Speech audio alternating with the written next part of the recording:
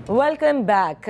जहां ईरान में या जंग की वजह से हम देख रहे हैं कि तेल की कीमतों में पूरी दुनिया में इजाफा हो रहा है और मुख्तलिफ ममालिक में जिस तरह से प्राइसेस बढ़ाई जा रही हैं, वहीं अभी इस जंग के ख़ात्मे के हवाले से कोई ऐसी फाइनल टाइमलाइन नज़र नहीं आती।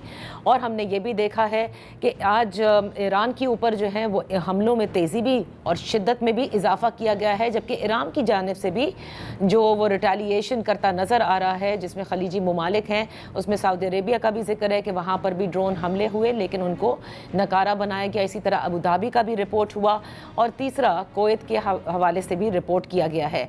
आज इसी हवाले से बात करते हैं। हमारे साथ हैं इन फोकस मुनीर अकरम साहब, साबिक सफ़ीर हैं, former permanent representative to the United Nations. आपका बेहद शुक्रिया फॉर जॉइनिंग अस। उनके साथ इन फोकस हैं ब्रिगेडियर राशिद वली जंजुआ साहब, दिफाई तज्ज़ियाकार हैं। मुनीर अकरम साहब, गुफ्तगू का आगाज़ में आपसे करना चाहूँगी कि जिस तरह से हम देख रहे हैं कि ईरान पर इस वक्त हमलों में शिद्दत है और अब जो सिविलियन इंफ्रास्ट्रक्चर है उस पर भी ईरान कहता है कि जिस तरह से उन्होंने पुल को उड़ाया और ये एक तरह से इंटरनेशनल कवानीन की खिलाफ वर्जी भी है। दूसरी जानिब हमने देखा कि सदर ट्रंप की जानिब से फिर एक थ्रेट दी गई जिसमें कहा गया कि फ़ौरन ईरान मुआहदा करे, वरना फिर जिस तरह से कहा जाता है कि एक तरह से उन्हें तबाह कर दिया जाएगा या उन्हें सबक सीखना होगा। आप मुझे बताइएगा कि क्या इस वक्त जो स्ट्रैटेजी आपको अमेरिका की नज़र आ रही है कि वो हमलों में इसलिए तेज़ी लाया जा रहा है या इसलिए शदीद हमले किए जा रहे हैं कि ईरान को मुआहदे पर किसी तरह से प्रेशराइज़ किया जा सके? जी, आप सही कह रही। मेरे ख्याल में उन्होंने देखा है कि ईरान ने कोई जो सीज़ फायर की कोशिश जो जारी थी उस पे ईरान की पोजीशन बहुत सख्त रही है और उन्होंने यही कहा कि हम सीज़ फायर में इंटरेस्टेड नहीं हैं। तो अब यही उनके पास चारा रह गया है। अमेरिका के पास या तो जंग यूनिलैटरली बंद कर दें जैसे की थी, और या तो फिर एस्केलेशन करें, उन ईरान को मंजूर करवाने के लिए एक स्ट्रेटजी ऑफ फोर्स इस्तेमाल की जाए, एस्केलेशन हो। तो मेरे ख्याल में फ़िलहाल तो अब ट्रंप साहब की तकरीर के बाद में यही नज़र आता है कि एस्केलेशन की तरफ वो जा रहे हैं और इसमें बमबारी उन्होंने उसमें इजाफा कर लिया है। अब तक ये नहीं क्लियर है कि उन्होंने किस किस्म के टारगेट्स को मार रहे हैं। अगर उन्होंने जो एनर्जी इंफ्रास्ट्रक्चर है, ऑयल इंफ्रास्ट्रक्चर है, अगर उसको मारना शुरू किया तो फिर उसका जवाब ईरान भी देगा और वो खलीजी ममालिक और इजराइल के ऊपर हमले होंगे इंफ्रास्ट्रक्चर पे। तो ये जंग फिर मेरे ख्याल में ज़्यादा इंटेंसिफाई हो जाएगी और उसके इम्कान और इम्पैक्ट्स उसके बढ़ जाएंगे। सही। मैं ब्रिगेडियर साहब से भी पूछना चाहूँगी कि जिस तरह से मुनीर अकरम साहब भी कह रहे हैं और अभी तक जो हमें नज़र आया है कि ईरान जिस तरह से अभी भी एसिमेट्रिकल वॉर में है, मतलब रिटेलिएट कर रहा है, खलीजी ममालिक पे ड्रोन्स के ज़रिए, मिसाइल्स के ज़रिए इजराइल पर भी हमले किए जा रहे हैं।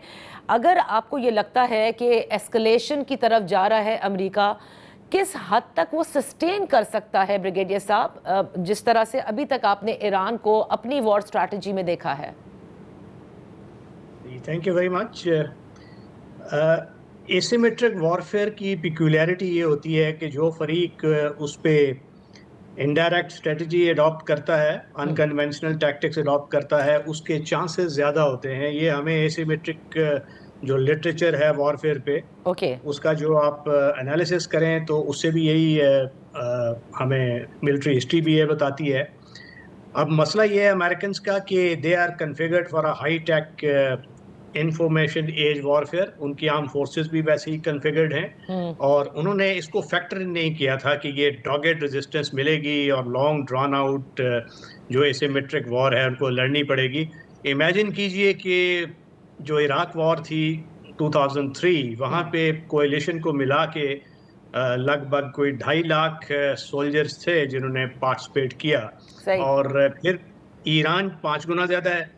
अब उसमें ये 7-8 हज़ार की जो मेरीन एक्सपीडिशनरी फोर्स है या एक ब्रिगेड वहाँ से जो 82nd एयरबोर्न का आ रहा है, तो वो क्या कर सकते हैं? उनका जो मिलिट्री रोल होता है वो to establish a toehold होता है and they conditions for rest of the forces. تو ان کا Achilles heel Americans کی یہ ہے کہ they don't have ground troops, یا اس کے لیے تیار نہیں تھے. اور اب وہ ان کے پاس ایک ہی آپشن رہ گیا ہے اگر وہ ایسکیلیٹ کرتے ہیں کائنیٹکس کو, اینڈ دیٹ از بامبنگ. اور وہ بامبنگ ابھی انہوں نے, میں آج دیکھ رہا تھا کہ فارماسوٹیکل وہ لوئی پاسچر کا سینٹر ہے ریسرچ کا, اس پہ شروع ہو گئے.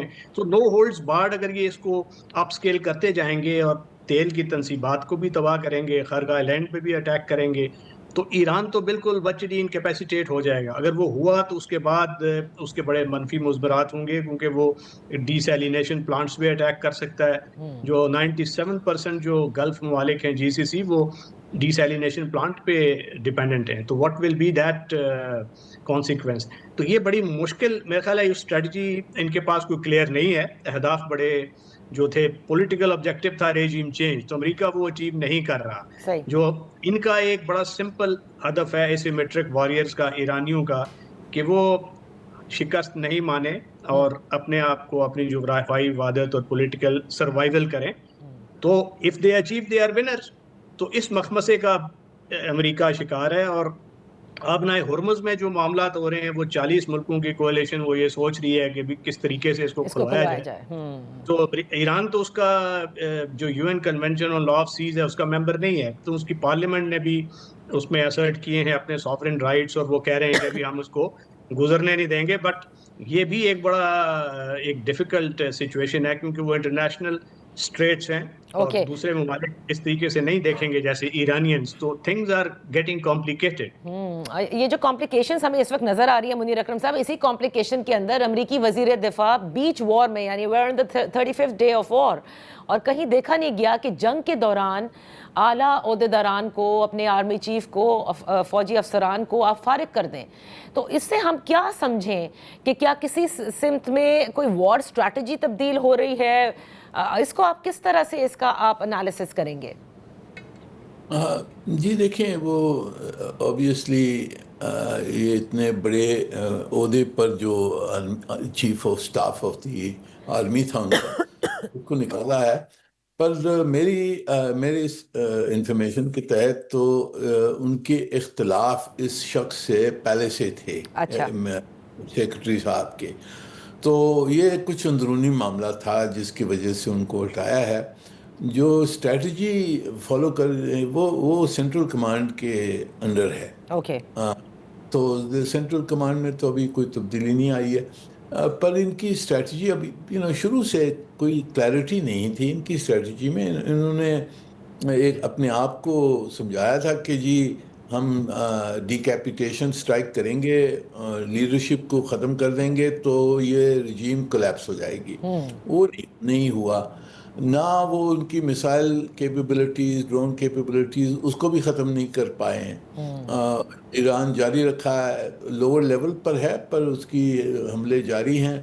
اور جو نیوکلیئر ایشو ہے اس کے اوپر بھی وہ جو ان کے پاس یورینیم پڑا ہوا ہے, انرچ 60% تک انرچ کیا ہوا ہے, وہ پتہ نہیں کہاں ہے, وہ شاید بیریڈ انڈر اصفہان, پر بھی ان کے پاس ہی ہے.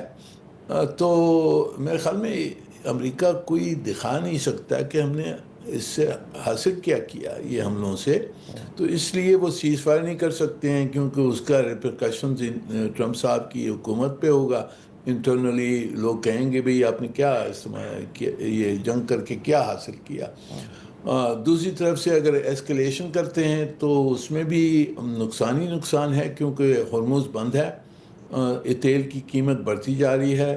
اگر انرجی انفراسٹرکچر ایران کا انہوں نے ختم کیا تو ایران حملے کرے گا, اور خلیجی ممالک جو ہیں ان کا انفراسٹرکچر برباد کر سکتا ہے, پلانٹس پہ ختم کر سکتا ہے. تو اس کے امکان بہت بڑھ جائیں گے, بہت گہرے ہو جائیں گے.